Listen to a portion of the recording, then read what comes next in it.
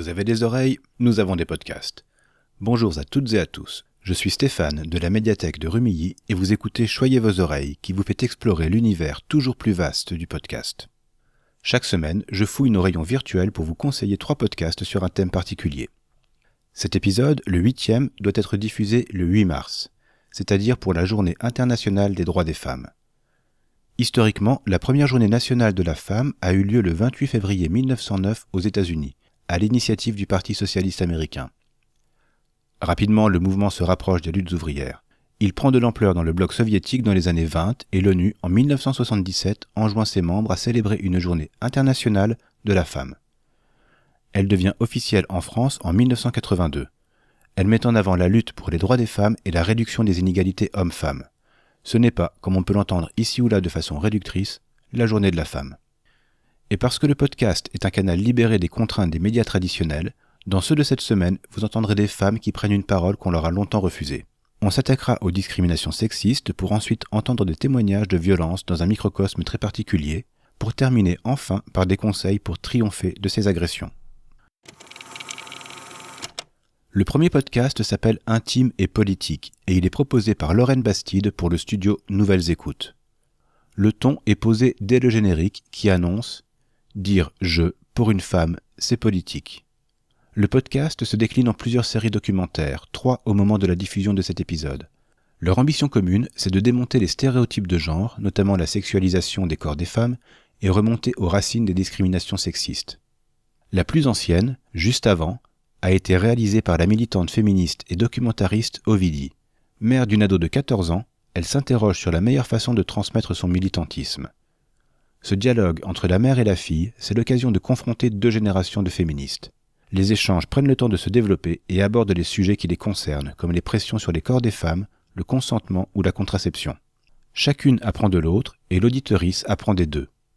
Dans la série suivante, La politique des putes, le militant LGBT Océan part à la rencontre de travailleurs et travailleuses du sexe.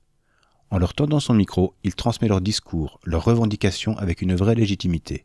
On est bien loin des courts reportages sensationnalistes des journaux télé. Écouter et entendre la voix des concernés sur un sujet aussi sensible, c'est très précieux. La 3e série d'Intime et politique s'intitule La fille sur le canapé et a été réalisée par l'autrice Axelja Njike. Elle poursuit ici une réflexion entamée dans son propre podcast Me, My Sex and I et s'intéresse aux violences sexuelles intrafamiliales dans les communautés noires. Elle-même concernée, elle s'entretient avec des victimes de ce type de violence ainsi qu'avec des expertes sur le sujet. On comprend l'ampleur des tabous qui entourent ces violences et condamnent la plupart des victimes au silence. Et ces témoignages intimes et pudiques permettent une libération de la parole et une prise de conscience salutaire. Il paraît que le monde du métal est une grande famille. Il paraît. Estelle et Justine, les créatrices de Hystérique, démontrent cette image d'Épinal épisode après épisode. Parce que dans cette soi-disant grande famille, elles ont pendant des années observé et subi des agressions sexistes ou sexuelles, des comportements LGBTophobes ou validistes. Elles ont donc pris la décision de donner la parole aux victimes. Il y est moins question de musique que de partage d'expériences et de témoignages. Chaque épisode s'intéresse à un corps de métier ou à une catégorie de population évoluant dans et autour des scènes métal. On entendra des musiciennes, des photographes, des techniciennes, des journalistes, et uniquement des femmes, des personnes queer ou racisées, des personnes en situation de handicap. C'est-à-dire les personnes qu'on voit et qu'on entend le moins dans ce milieu. Ces échanges, c'est aussi une façon de se réapproprier une passion et d'exprimer sa légitimité à en faire partie. Ce podcast est d'autant plus vital que lorsqu'on subit des violences au sein d'une communauté, il est parfois difficile d'obtenir une aide extérieure. Ici, la résistance s'organise de l'intérieur autour d'un vécu commun, avec l'espoir de voir les comportements toxiques disparaître. Estelle et Justine n'oublient pas la musique pour autant, et avec leurs invités, consacrent chaque fin d'épisode à partager leurs dernières découvertes dans ce monde des musiques extrêmes. On vient de le voir, aucune communauté n'est épargnée par les violences sexistes. En milieu domestique ou professionnel, artistique ou associatif, elles sont partout. Le podcast Yes, avec 3 S, donne justement aux femmes des exemples pour répliquer. Ses créatrices, Elsa Misquet, Marguerite Kioch et Anaïs Bourdet, lancent régulièrement des appels à témoins sur des sujets précis. Les femmes qui répondent partagent directement dans le podcast les situations violentes ou oppressives qu'elles ont vécues. Et surtout, elles expliquent comment elles se sont défendues, en parole ou en acte. Avec déjà 3 saisons d'existence, on aura entendu des warriors reprendre le dessus à la maison ou au travail, pendant le sexe ou dans un magasin de bricolage, bref, partout où des barrières empêchent les femmes de se réaliser. Malgré la dureté des situations rapportées, le ton n'est pas à l'apitoiement, au contraire. Il s'agit plutôt de se réapproprier des espaces ou des comportements, de pouvoir assumer d'être tel qu'on est et de mépriser les clichés et les constructions qui voudraient qu'il en soit autrement. Et bonne nouvelle, l'équipe de Yes vient d'annoncer une 4e saison. Restez connectés pour connaître les prochains thèmes et appels à témoignages.